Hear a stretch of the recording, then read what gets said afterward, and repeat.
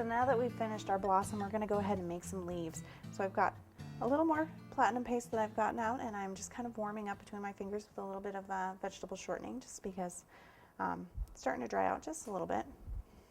And we're just going to roll this. We're going to roll this almost as thin as we did our petals. Now your leaves can be a little bit thicker than your petals, but you still want them pretty delicate. You want them to look pretty natural.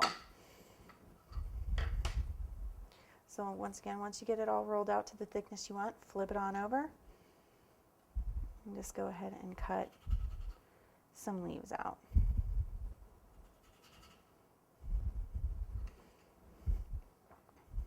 And make sure, now I've already got some set aside from when we did our petals, but you want to make sure you have a little bit of paste set aside to do your twiddle with.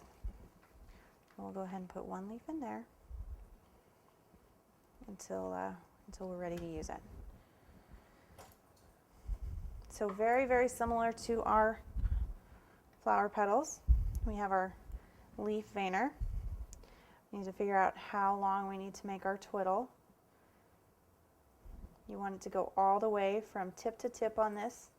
And once again, if it's a little bit long, that's okay. You can always clean up that bottom edge, but you want to make sure you have it go all the way from top to bottom on these leaves so it has as much support as possible. Let's go ahead and rub that through your fingers.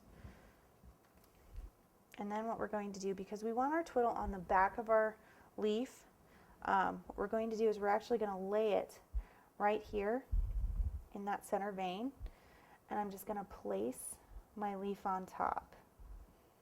Make sure it's nice and centered, and give it a good press.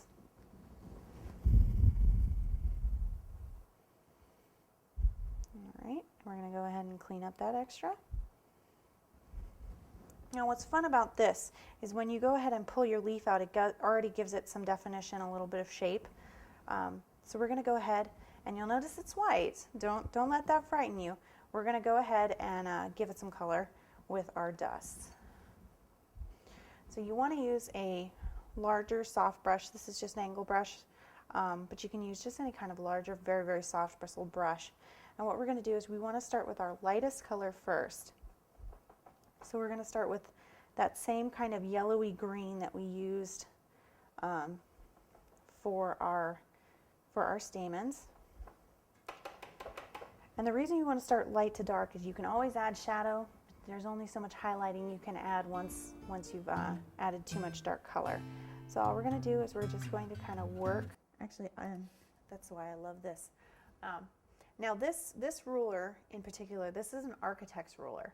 And I love this for cakes. And the reason I love this is it's not a flat ruler. You see it's got 3 sides. Now I never use